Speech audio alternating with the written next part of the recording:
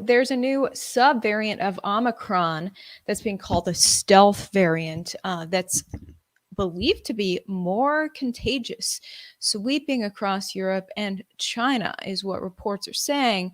The name they're giving this one sounds like something out of Star Wars.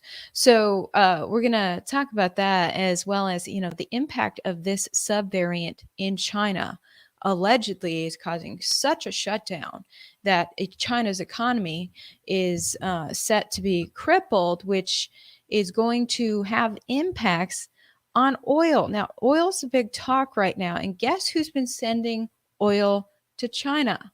The corrupt nation of Venezuela. The corrupt two communist buddies working together. They're also buddies with Russia. So I want to explore what this means if Russia is going to shut down or limit its imports of oil due to locking all of its citizens down. Venezuela needs to be able to sell to someone. Let's talk about that secret meeting between the U.S. and Venezuela that accidentally got out after Maduro, the dictator, started bragging about meeting with Biden's people. Oops. So, then right after they meet with Biden's people, Maduro's people go and meet with Russia, the enemy of the USA. So there's so much to explore on this topic and what's really going on. What all, the Biden admin has been keeping so low key about stuff. And I always wonder, what do we not know about what's really going on with our government? There's a lot that the American people don't realize their government's up to when it's wall-to-wall coverage of Ukraine right now. Turns out the same week that Russia decided to drop a bomb in Ukraine, the U.S. decided to drop a bomb in Africa, and almost nobody has heard about this. So we want to talk about that as well. And I'm also going to address what Zelensky's plea to Congress today and his direct his direct commentary towards Biden, as well as Biden's response, and the immense amount of money that Biden is sending to Zelensky to make sure he's okay. But is Biden making sure his own people are okay as well? So let's dive into everything before we get into it. Shout out to the sponsor of my coverage. Turn up your volume for this. Studies show that the presence of a service animal can provide relief for anxiety and depression. In 2021 study even suggested that service animals can help reduce the physical markers of anxiety like blood pressure, heart rate, and stress hormones. Getting a service animal is usually thought of as challenging.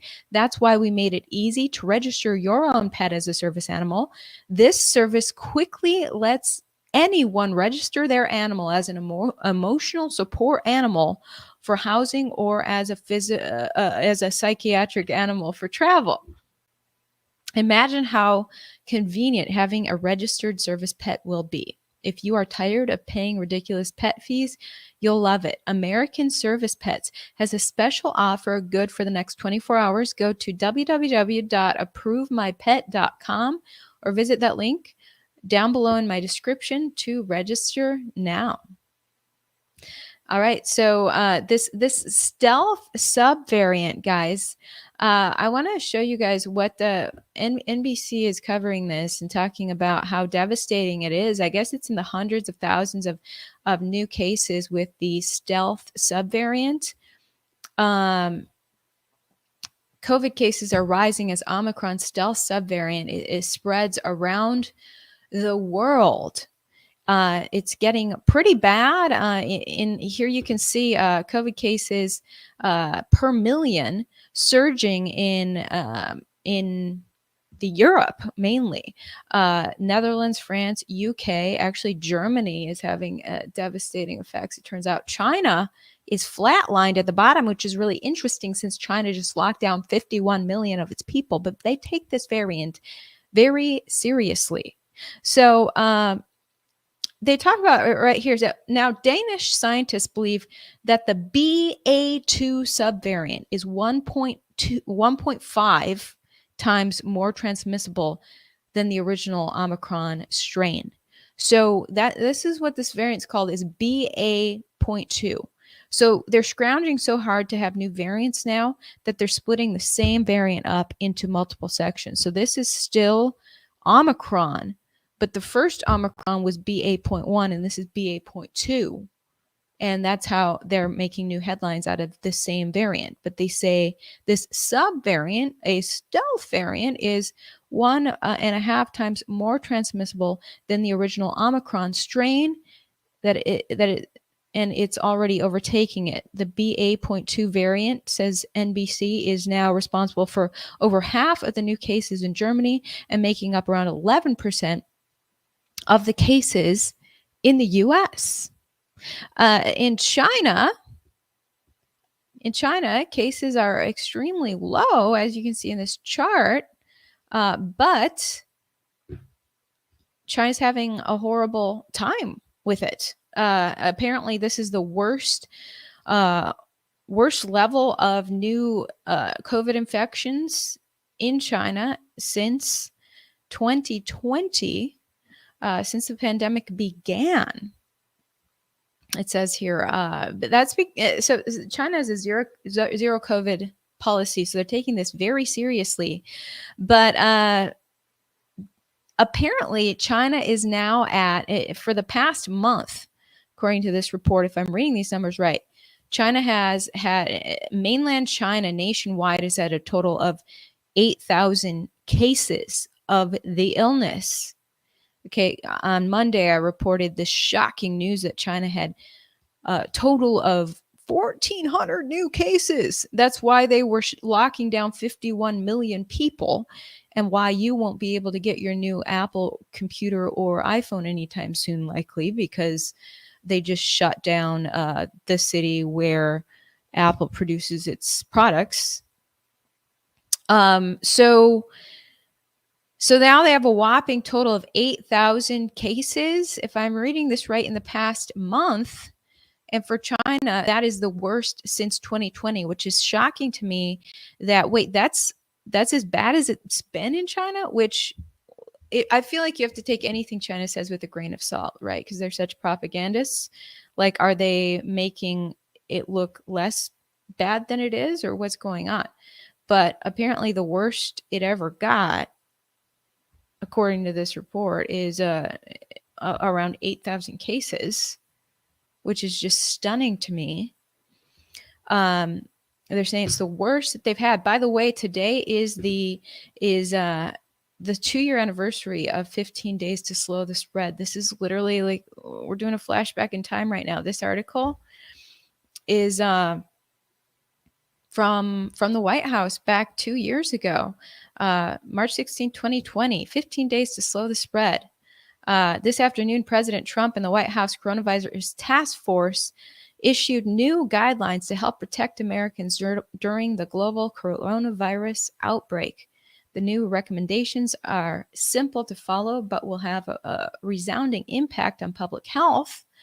While the president leads a nationwide response, bringing together government resources and private sector ingenuity, every American can help slow the spread.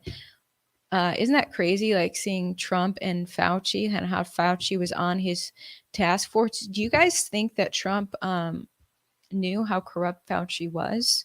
Or what's your take on why Trump was working with Fauci? So, they issued these guidelines 2 years ago for slowing the spread. And, simple things like staying indoors. And before we knew it, jurisdictions across America were forcing these things, stay-at-home orders, and forcing businesses to lock down. And many people lost their businesses permanently, which was really, really horrific, including here in Texas, where I am located. And people think Texas is such a free state, but when it came down to it in 2020, we saw tyranny from our government leaders in Texas, and people I know permanently lost their businesses because the government forced them to turn away customers. Really, really horrific to me. But this whole lockdown in China is actually impacting crude oil.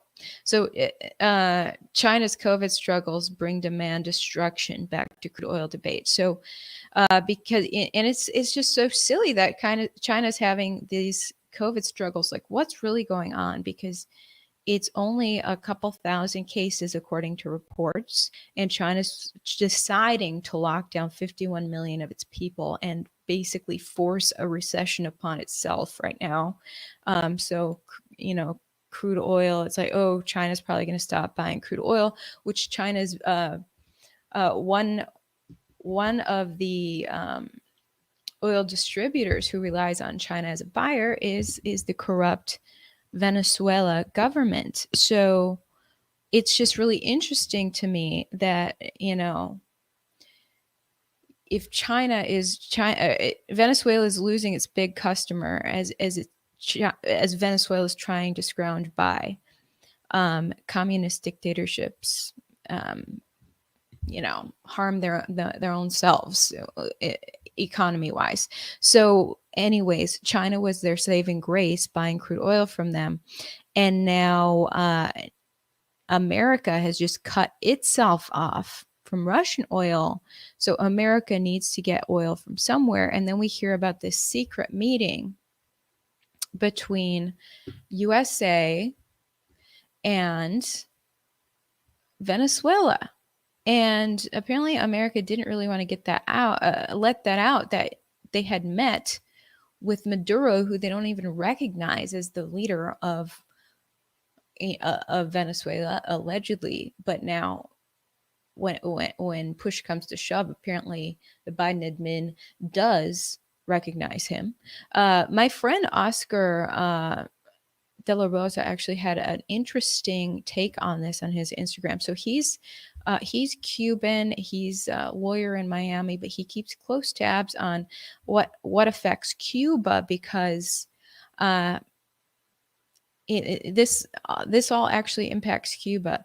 And last thing we want is to see even more oppression of the Cuban citizens who are now spending a month to go to Mexico to cross the border into the U.S. That's how bad it is in Cuba. But his take was really interesting. Take a listen. Maduro controls and operates PDVSA, which is the fifth largest oil exporter in the world. They currently produce about 500,000 barrels per day. And Biden is now saying they're not going to do any type of negotiation with Venezuela. However, what's ironic is 4 days after they meet, the vice president of Venezuela goes to meet with the foreign minister of Russia, and they announce that they're going to start producing 2 million barrels per day now. Why would they do that if they don't have some new buyer? The moment that happens, Cuba is the one that benefits the most. Cubans are already speaking about why the United States and Venezuela should be able to start removing sanctions and do business here. Of course, Cuba's going to be the first one that starts receiving more subsidies from Maduro. Maduro continues to push dictatorship doctrines outside America. He's already funding the opposition to the government in Colombia. We cannot allow for this to happen.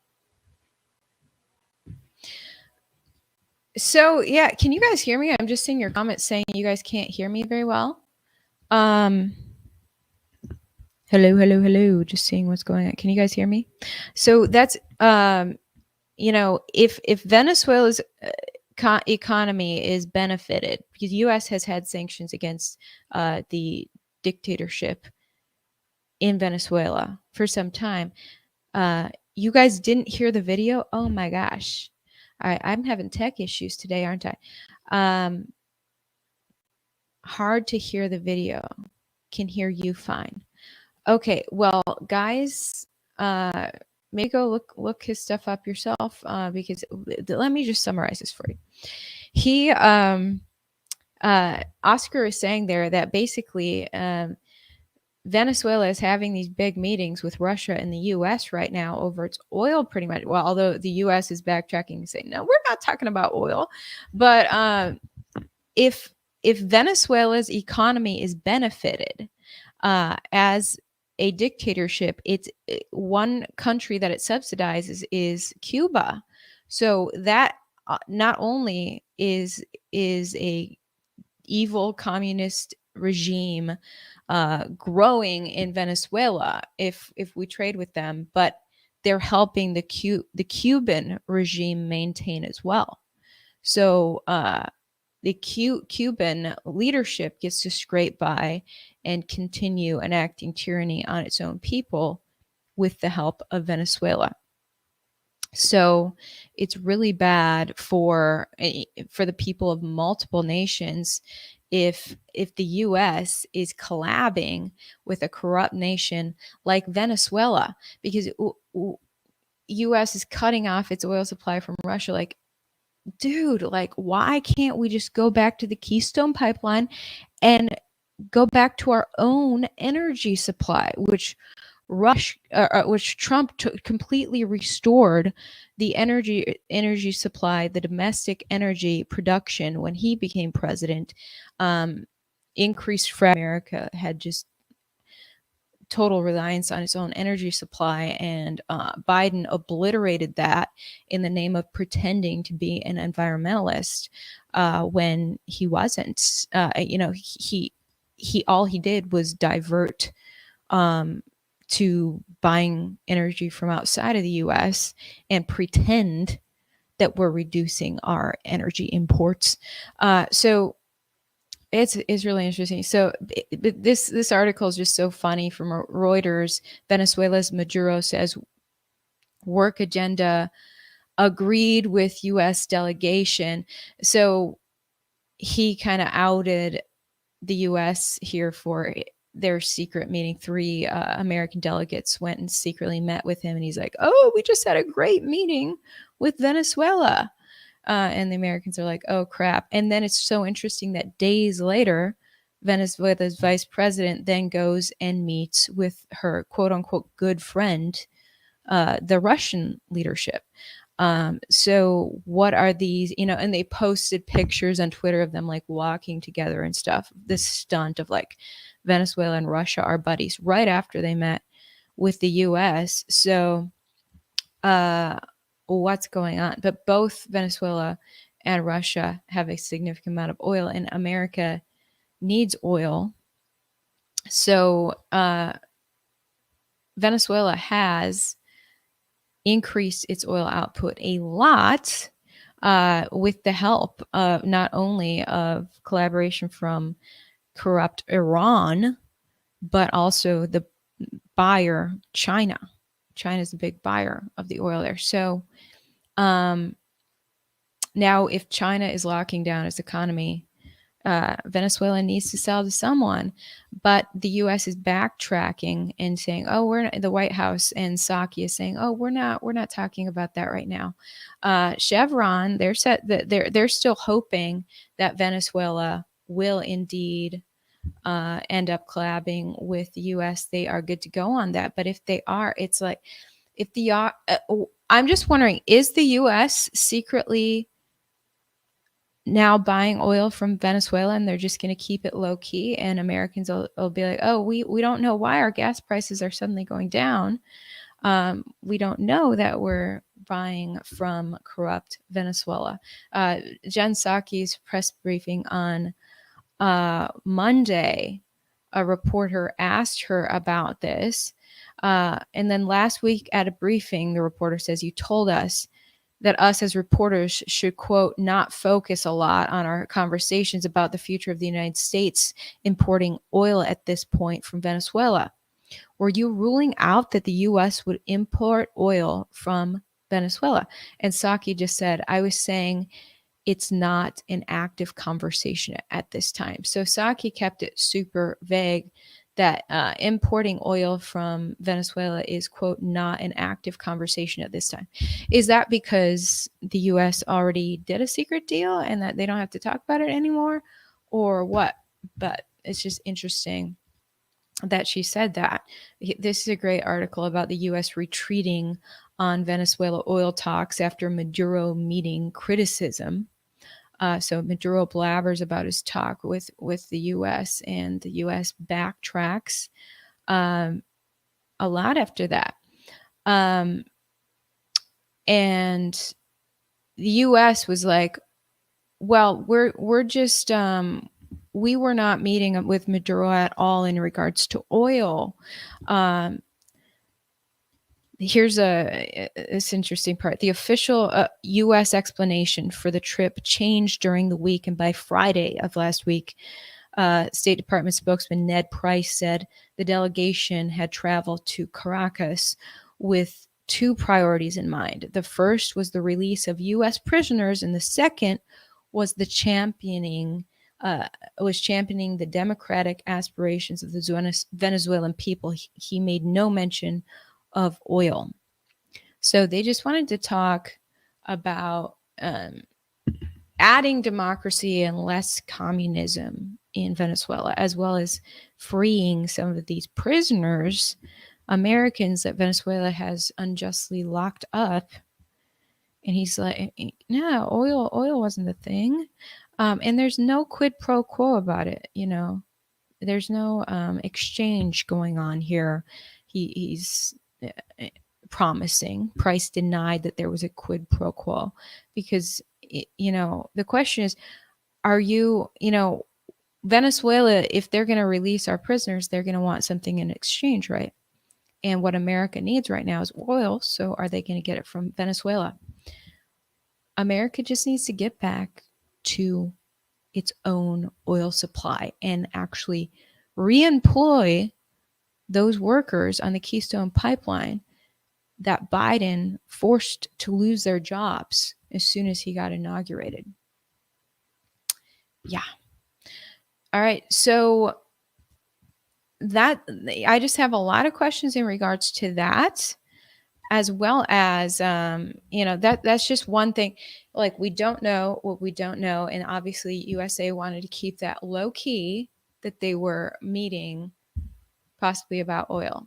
So they can continue lying to their Democrat constituents and saying that U.S. is reducing its use of oil, when really it's just secretly, buying from and therefore supporting an oppressive communist dictatorship.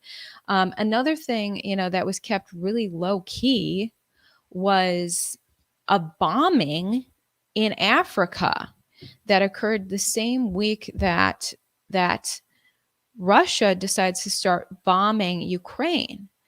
The White House decided to start bombing, or not start, they decided to drop a bomb in Africa. And why didn't we hear about this? The US military low key says, oh, yeah, by the way, we did bomb Africa today. What day was that? It was February 24th, the exact same day that Vladimir Putin bombed Ukraine. So what is going on? U.S. carries out first airstrike in Somalia since August. The strike targeted al-Shabaab militants who had attacked allied Somali security forces. So there you have it. The United States conducted a drone strike against al-Shabaab militants in Somalia this week, the first such military action against the al-Qaeda affiliate in East Africa since August, the military's Africa Command said on Thursday. So they literally dropped this news in the New York Times the day that all hell broke loose from Putin. They waited until Putin assaulted Ukraine to low-key announce that the USA is also assaulting Africa. Now, if they're trying to shut down al-Qaeda extremists, that sounds good. Al-Qaeda is a terrorist organization, right? Or they're inflicting a lot of harm on people. And I know there's a lot of Somalians who are refugees in the U.S. because of all the terror in their own country. So if the USA is trying to stop that, I guess that's a good thing.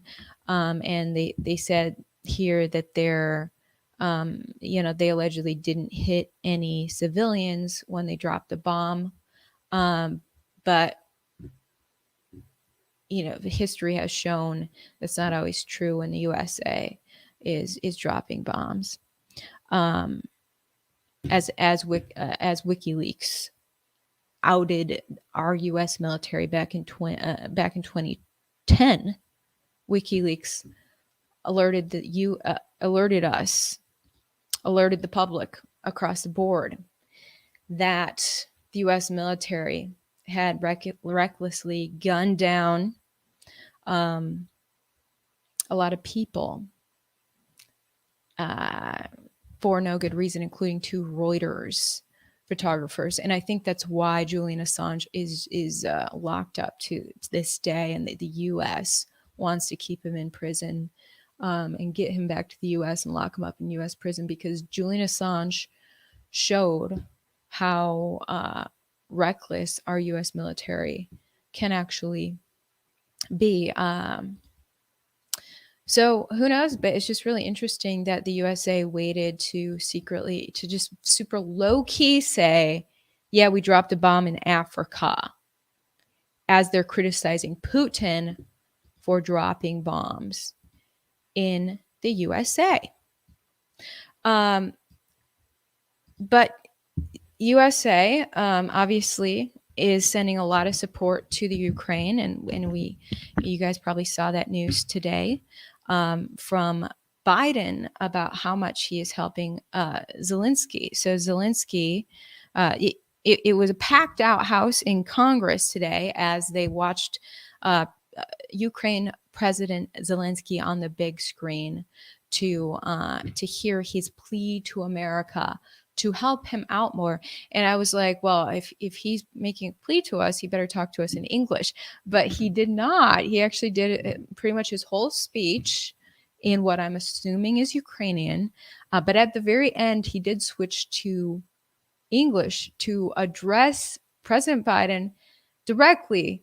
And he understands how Biden is. Biden really needs people to spell things out for him. So this was my favorite soundbite from Zelensky. Strong doesn't mean weak. Strong doesn't mean weak. He needed to make sure that Biden understood what he means when he says he wants Biden to be strong. Please be strong for me. And by the way, that doesn't mean weak. Actually, here's the soundbite in context. Being the leader of the world means to be the leader of peace. Peace in your country doesn't depend anymore only on you and your people.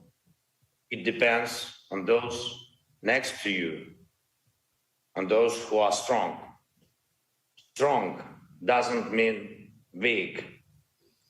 Strong is brave and ready to fight for the life of his citizens and citizens of the world. It's a really bad situation in Ukraine. So, I do feel for the president there, but he addressed the president in a t-shirt. That's interesting. Keeping it super casual. So Biden responds, so Zelensky was begging there for a no-fly zone. Basically, he needs the equipment to create a new no-fly zone, the equipment that would make it possible to shoot down anyone who enters that no-fly zone. And right away, Biden responded and met the demand of Zelensky, gave him everything he wished. Biden did his speech shortly after that and announced that actually just this week, the U.S. has supplied $1 billion to Ukraine in new assistance, including the announcement of $800 million in assistance just today. On Saturday, they gave $200 million in assistance to Ukraine. So just today, what Biden announced is that his little care package to Zelensky today is going to include 800 anti-aircraft systems, 9,000 anti-armor systems, shoulder-mounted missiles, 7,000 small arms, including machine guns, shotguns, grenade launchers, 2 million rounds of ammo, and some drones. That was the care package Biden is sending over to Ukraine today. So it sure seems to me like America is fully involved in this war. We don't have our own soldiers there, but we've got all kinds of equipment there. And then they've already just in the past few weeks, Biden announced today that in the past few weeks, USA has supplied $300 million in humanitarian assistance like food, water, medicine, that he's given out to both Ukraine and neighboring nations. So just making sure that Ukraine is just fully taken care of during this time. He said on the top of the humanitarian aid and all that military gear, he's going to make sure Ukraine's economy is safe and sound too. Take a look. And we will support Ukraine's economy with direct financial assistance as well. And together with our allies and partners, we will keep up the pressure on Putin's crumbling economy. Yeah, so to that, Americans responded by saying, hold up, how much money are you sending to Ukraine for their economy after you're already giving them hundreds of millions in humanitarian aid and $1 billion just in a week of military aid? What about us in America? What about our economy? Are you going to help our economy? Which, by the way, Biden's strategy seems to be, oh, let's just print more money. Hey, Fed, can we print more money? Ukraine says it needs help. American citizens say they need help. So let's print them some more checks, which of course makes inflation worse and aggravates the problem even more. Which Psaki does not. Psaki still hasn't studied economics yet to understand that printing more money leads to inflation. But I checked with my Instagram followers today to see, are you actually being impacted by inflation? We keep hearing about inflation a lot in the United States. And I got a flood of comments. A lot of people do feel the impacts of inflation in the U.S. A couple of the comments, this guy says, yes, my employees have gotten raises to keep up with inflation, but machinery investments we all need for the company's health and growth has taken the hit. So he has to pay his employees more, but then he can't invest as much in his machinery. Another one said, been planning a very long road trip for a while now, going to be a loan just to pay for gas. Another one said that a smoothie is now $20 in LA. Crazy.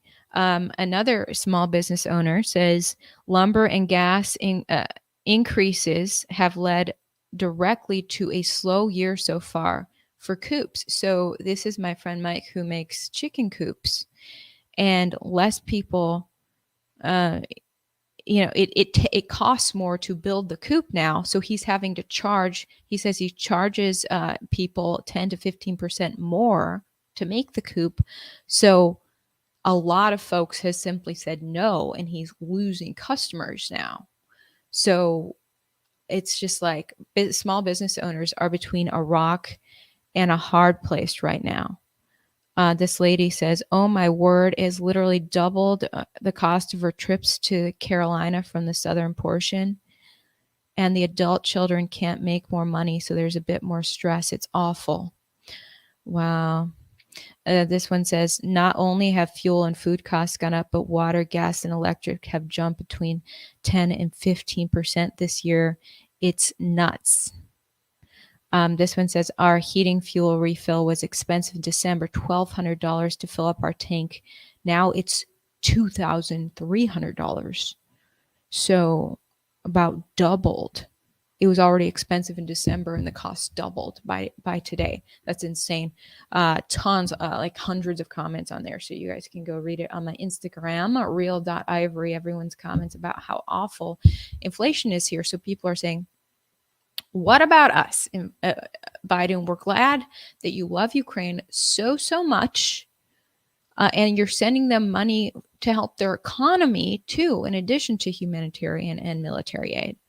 So, a care package to blow up Russians, lovely. But what about us? And by the way, that's not lovely. I hate seeing anyone get blown up.